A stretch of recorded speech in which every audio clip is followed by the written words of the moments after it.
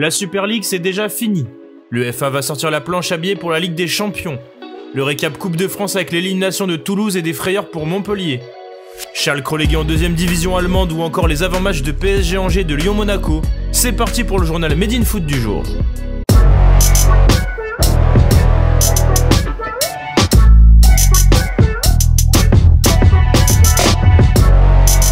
Les dominos tombent un par un.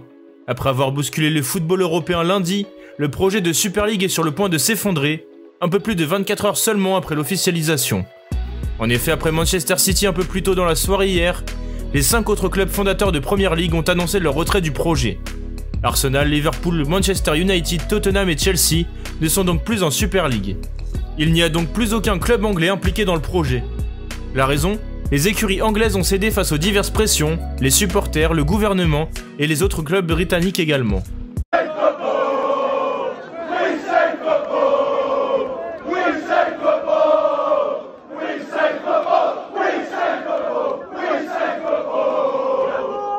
L'Arsenal a d'ailleurs fait son mea culpa dans son communiqué en présentant ses excuses aux supporters. En raison de votre écoute et de celle de la communauté du football au sens large ces derniers jours, nous nous retirons de la Super League. Nous avons commis une erreur et nous nous en excusons. D'après Mundo Deportivo, le média catalan, l'UEFA aurait joué un rôle clé dans cette décision. Non pas avec des menaces, mais avec de l'argent. En effet, l'organisation européenne aurait offert une importante somme d'argent aux 6 clubs pour quitter la Super League.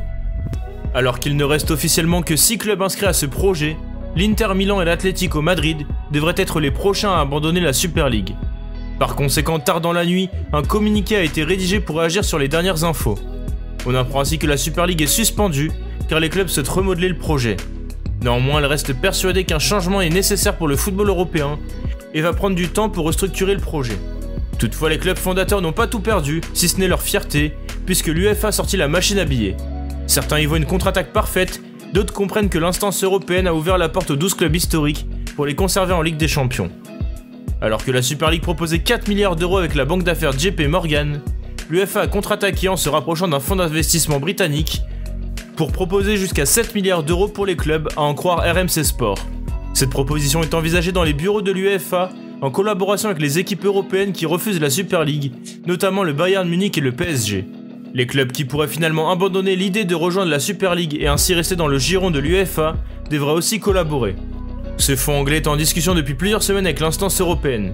Le projet porterait sur une Ligue des Champions plus forte, avec des revenus supplémentaires pour les clubs.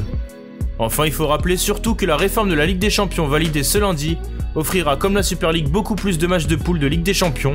Il y en aura 10 organisés du mardi au jeudi contre 6 actuellement. La Super League ne devrait pas épargner certains dirigeants du football européen. En effet, Ed Woodward, le vice-président de Manchester United depuis 2005, quittera son poste de vice-président fin 2021. Si le club ne le mentionne pas, le dirigeant paie sans doute son implication dans le projet de Super League. De son côté, Andrea Agnelli, le président de la Juve, aurait aussi démissionné selon un média anglais. Enfin, Florentino Pérez, le dirigeant du Real et président de la Super League, ferait l'objet de nombreuses pressions pour quitter le navire. Toutefois, alors qu'il vient d'être réélu au Real, le Madrilète devrait rester en poste. Après ce gros épisode Super League, on revient en bonne vieille compétition, la Coupe de France. Hier, le MHSC s'est fait peur face à Canet-en-Roussillon, en quart de finale. Rapidement réduit à 10 suite à l'exclusion d'Hilton qui amène le pénalty et l'ouverture du score de Canet, le MHSC a dû s'employer pour renverser la situation face aux pensionnaires de National 2. Andy Delors, grâce à un doublé en deuxième mi-temps, a propulsé les Payadins en demi-finale, une première depuis 24 ans. En début de soirée, la formation de National 2 de Rumilly-Vallière s'est offert le scalp de Toulouse 2-0, pourtant pensionnaire de Ligue 2. Dans cette rencontre, les joueurs amateurs ont ouvert la marque peu après le quart d'heure de jeu, sur une tête de Guillot à la 19e minute. Menés, diminués et incapables de revenir, les Violets ont finalement cédé une seconde fois en toute fin de match, sur un nouveau coup de pied arrêté, mais cette fois sur un CSC de Rouault. Rumilly atteint donc les demi-finales de la Coupe de France pour la première fois de son histoire. Ce mercredi, les 2 autres quarts de finale de la Coupe de France ont lieu. À 18h45 au Parc des Princes, le Paris Saint-Germain accueille l'Angesco dans l'optique de réaliser le quadruplé Ligue 1, Coupe de France, Ligue des Champions et Trophée des Champions. Ce match programmé à 18h45 devrait être marqué par le retour de Neymar, pressenti pour être titulaire et capitaine après ses 2 matchs de suspension en France. Côté Angevin, Stéphane Moulin espère finir son aventure au SCO de la meilleure des manières. Ce PSG Angers servira surtout de mise en bouche avant le choc du soir entre l'Olympique Lyonnais et Monaco.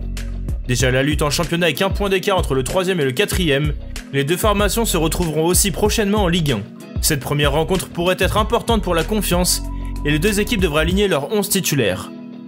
Enfin, à l'occasion de la 30e journée de Bundesliga ce mardi, Schalke 04 a subi une nouvelle défaite face à l'Arminia Bielefeld 1-0. Il s'agit de la 21e défaite en Bundesliga des joueurs de Gelsenkirchen.